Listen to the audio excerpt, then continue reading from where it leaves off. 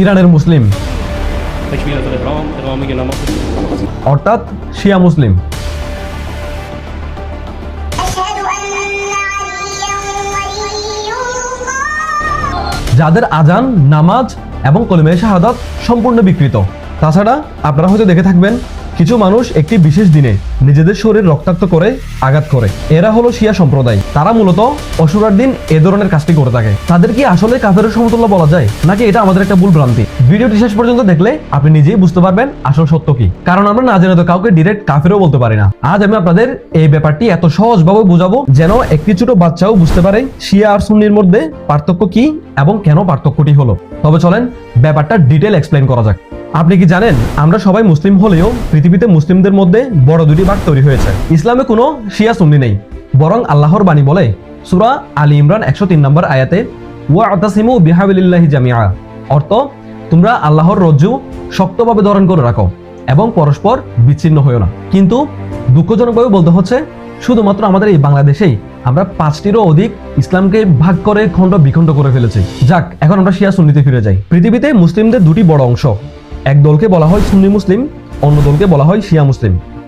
অনেকে ভুল করে ভাবে এটি বুঝি সম্পূর্ণ আলাদা ধর্ম। আসলে ধর্ম একটাই, ইসলাম। কিন্তু কিছু ঐতিহাসিক কারণের জন্য মুসলিমদের মধ্যে দুটি ভিন্ন মতবাদ গড়ে উঠেছে। তবে এখানে একটা কথা বলে রাখি, এখানে সুন্নি বলতে বোঝানো হচ্ছে পৃথিবীর যে সকল উম্মাহ হযরত মুহাম্মদ সাল্লাল্লাহু আলাইহি সাল্লামের বাণী এবং মহান আল্লাহ তাআলাকে তার বান্দা হিসেবে গ্রহণ করেছে, তাদেরকে মূলত আমরা সুন্নি হিসেবে এখানে আখ্যায়িত করছি। সো কমেন্ট সেকশনে আপনারা সুন্নি ওয়াহাবি নিয়ে দাঙ্গা তৈরি করবেন না। শিয়াদের আজান ও ইকামাতে একটি অতিরিক্ত অংশ যোগ করা হয়, যেখানে তারা বলেন আলিউন ওয়ালিউল্লাহ, অর্থাৎ হযরত আলী রাদিয়াল্লাহু তাআলা আল্লাহর বন্ধু। এটি তারা আজানের শেষে যুক্ত করেন। তবে সুন্নি মুসলিমদের আজান ও ইকামাতে এই অংশটি থাকে না। এখন আমরা তাদের যে বড় বড় পার্থক্যগুলো রয়েছে সেগুলো নিয়ে কথা বলতে যাচ্ছি। শিয়া মুসলিমদের নামাজ পড়ার ধরন সম্পূর্ণ আলাদা। শিয়ারা নামাজের সময় একটি তুরবা নামক পাথরের সিজদা দিয়ে থাকেন। তারা সাধারণত কারবালার পবিত্র মাটি দিয়ে তৈরি ছোট গুল টুকরা, যাকে তুরবা বা সিজদার মাটি বলে, সেটাই সিজদা করেন এবং তারা বিশ্বাস করেন এতে বেশি ফজিলত রয়েছে। তারা বিশ্বাস করেন পৃথিবীর সবচেয়ে পবিত্র মাটি কারবালার, তাই এই মাটিতে সিজদা করতে হবে।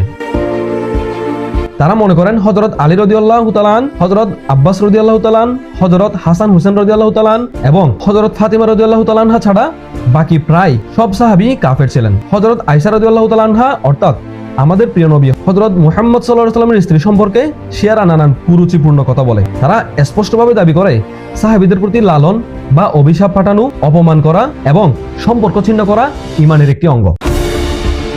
তারা যেহেতু অধিকাংশ সাহাবীদের কাফের মনে করে, তাই তাদের মতে সাহাবীদের বর্ণিত হাদিস সমূহ বাতিল এবং গ্রহণযোগ্য নয়। তারা বলে বর্তমান কুরআন বিকৃত, প্রকৃত কুরআন নাকি হযরত ওমর রাদিয়াল্লাহু তাআলা নষ্ট করে ফেলেছে, তাই এই কুরআনকে সম্পূর্ণভাবে মানা যাবে না। কুরআনের মাত্র একটি আয়াত অস্বীকার করলেই কেউ কাফের হয়ে যায়, এটা আমরা সবাই জানি। কিন্তু শিয়ারা সূরা বাকারা 97 নম্বর আয়াতের 1/3 মানে না। আয়াতটি হচ্ছে এমন, কুল মাউ কানা আদুওয়াল লিজিবরিল ফাইন্নাহু নাযালাহু আলা কলবিকা বিইذনিল্লাহি মুসাদ্দিকাল লিমা বাইনা ইয়াদাইহি ওয়া হুদান ওয়া বুশরা লিল মুমিনিন। এই আয়াতে পরিষ্কার বলা হয়েছে হযরত জিবরাইল আলাইহিস সালাম নবী মুহাম্মদ সাল্লাল্লাহু আলাইহি সাল্লামের কাছে ওহী নিয়ে এসেছেন। কিন্তু শিয়ারা মনে করেন জিবরাইল আলাইহিস সালাম নাকি ভুল করে হযরত মুহাম্মদ সাল্লাল্লাহু আলাইহি সাল্লামের কাছে ওহী নিয়ে এসেছিলেন। তারা বলেন ওহীটি নাকি মূলত হযরত আলী রাদিয়াল্লাহু তাআলার কাছে আনার কথা, ভুল করে হযরত মুহাম্মদ সাল্লাল্লাহু আলাইহি সাল্লামের কাছে নিয়ে গিয়েছে। আবার আপনারাই বলেন তারা কি আসলে কাফেরের সমতুল্য? তারা বিশ্বাস করেন কলিমায়ে শাহাদাত বলতে হবে এভাবে, লা ইলাহা ইল্লাল্লাহু মুহাম্মাদুর রাসূলুল্লাহ আলিউন ওয়ালিউল্লাহ, অর্থ হযরত আলী রাদিয়াল্লাহু তাআলা আল্লাহর বন্ধু। এভাবে নাকি না বললে কোনো মুসলিম প্রকৃত মুসলিম হতে পারবে না।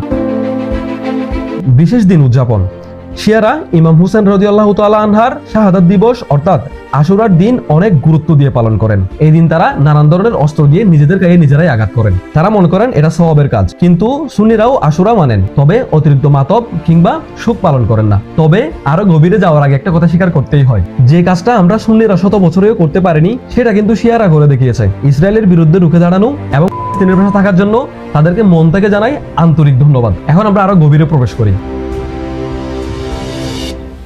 1400 বছর আগে হযরত মুহাম্মদ সাল্লাল্লাহু আলাইহি সাল্লাম ইসলামের মহান বার্তা নিয়ে এসেছিলেন, সেটা তো আমরা সবাই জানি। কিন্তু নবীজির ইন্তেকালের পর সবচেয়ে বড় প্রশ্ন উঠলো, এখন ইসলামের নেতৃত্ব কে দেবেন? ঠিক এখান থেকে মুসলিমদের মধ্যে বিভক্তির সূচনা শুরু হয়। পার্ট 2, শিয়া ও সুন্নির ইতিহাস। সুন্নি মুসলমানরা মনে করেন যিনি যোগ্য সাহাবীদের পরামর্শে নির্বাচিত হবেন তিনি হবেন ইসলামের খলিফা। এই নিয়ম মেনে প্রথম খলিফা হন হযরত আবু বকর রাদিয়াল্লাহু তাআলা।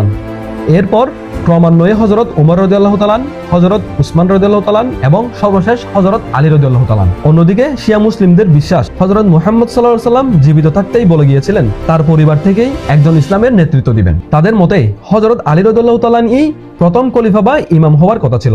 এই ভিন্ন মত থেকেই মূলত শিয়া এবং সুন্নিদের মধ্যে বিভক্তির সৃষ্টি হয়। বর্তমান বাস্তবতা, আজ পৃথিবীতে প্রায় 80% মুসলিম সুন্নি এবং 15 থেকে 20% শিয়া। ইরান শিয়াদের প্রধান কেন্দ্র, সৌদি আরব সুন্নিদের মূল কেন্দ্র, ইরাক, বাহরাইন, আজারবাইজান, লেবানন এসব দেশেও অনেক শিয়া বাস করেন। কিন্তু রাজনীতি, ক্ষমতার লড়াই এবং ভুল বুঝাবুঝির কারণে অনেক জায়গায় শিয়া সুন্নির মধ্যে সংঘাত লেগেই থাকে। এখন আমাদের করণীয় কি? ভাই, মনে রাখুন আমরা সবাই মানুষ, সবাই মুসলিম, আমরা সবাই বলি লা ইলাহা ইল্লাল্লাহ মুহাম্মাদুর রাসূলুল্লাহ সাল্লাল্লাহু আলাইহি ওয়াসাল্লাম। তাই ইতিহাস জানাটা গুরুত্বপূর্ণ, কিন্তু বিভেদ বাড়ানো উচিত নয়। ভালোবাসা, সম্মান এবং সঠিক জ্ঞানের আলোয় যদি এগিয়ে যায় তাহলে মুসলিমরা আবারও একত্রিত হতে পারবে। সো আপনি কি চান মুসলিমরা সব ভেদাভেদ ছেড়ে দিয়ে আবার সবাই একত্রিত হোক? যদি চান তাহলে এই ভিডিওটি শেয়ার করে দিন, যাতে বাকিরাও জানতে পারে সুন্নি এবং শিয়ার মধ্যে আমরা যে পার্থক্যটা সৃষ্টি করেছি মূলত সেটা ভুল, এবং সবাই যেন অযথা ঝগড়া বিবাদ না করেন।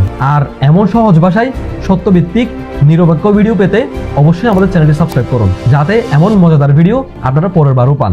সো আজ এ পর্যন্ত, দেখা হবে আবার নতুন কোনো ইন্টারেস্টিং ভিডিও নিয়ে। ভিডিওটি ভালো লাগলে অবশ্যই লাইক করে দিবেন এবং সাবস্ক্রাইব করতে বলবেন না। ধন্যবাদ সবাইকে, আসসালামু আলাইকুম।